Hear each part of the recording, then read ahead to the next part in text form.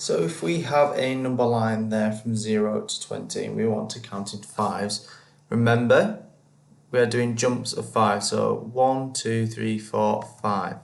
So we start at 0, we've got 5 holes in the numicon there, so 5. So now I want to add another 5, so add another bit of numicon.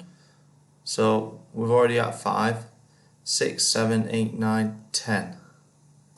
Do it again. 1, 2, 3, 4, 5. 10 and 5, 15.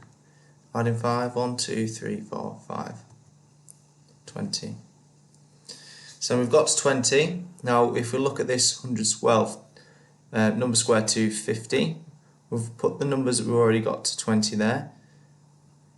If I add another 5, remember big jump, 1, 2, 3, 4, 5.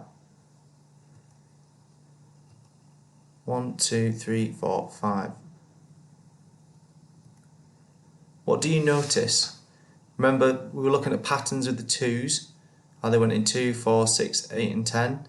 Now look at the 1's here. If we start at 0 and counting in 5, all of the 1's in this column are ending in 5.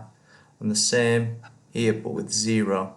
They're just getting 10 times bigger. The 1's are staying the same, 5, 15, 25, but they are getting 10 bigger. So 25, 30, 35.